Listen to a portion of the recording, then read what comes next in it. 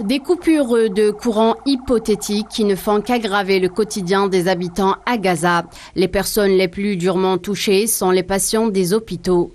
Tributaires des appareils, leur quotidien n'est pas une mince affaire. La situation est vraiment difficile. J'ai besoin d'électricité, j'ai besoin d'oxygène, j'ai besoin de quelqu'un pour m'aider à respirer. Je vais à l'hôpital et quand je rentre à la maison, l'électricité s'éteint à nouveau. Je retourne à l'hôpital, c'est ça mon quotidien. Chaque jour, la bande de Gaza est privée d'électricité des heures durant. Le fonctionnement des hôpitaux publics est de plus en plus compromis par le délestage et la rapide diminution des réserves de carburant nécessaires pour faire fonctionner les générateurs de secours lors des coupures prolongées du réseau électrique.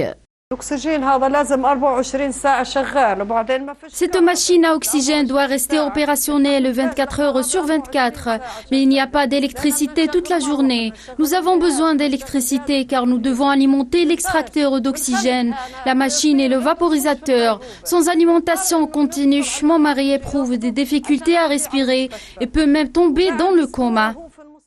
Une vague de chaleur et des coupures de courant qui s'accroissent à Gaza ont laissé certains de ceux qui vivent dans l'enclave palestinienne surpeuplée avoir du mal à respirer.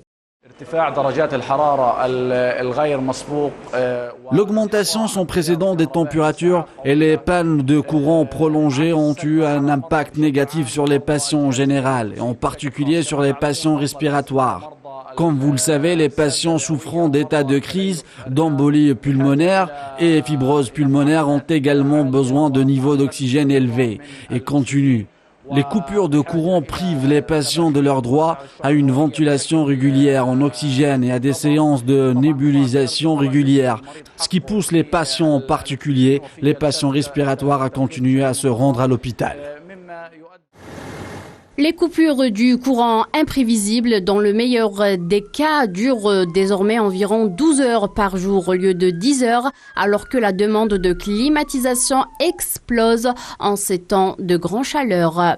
Plus de 2,3 millions de personnes vivent dans la bande de Gaza sous un étouffant blocus imposé par l'entité sioniste qui continue de coloniser et de spolier une terre qui ne lui appartient pas.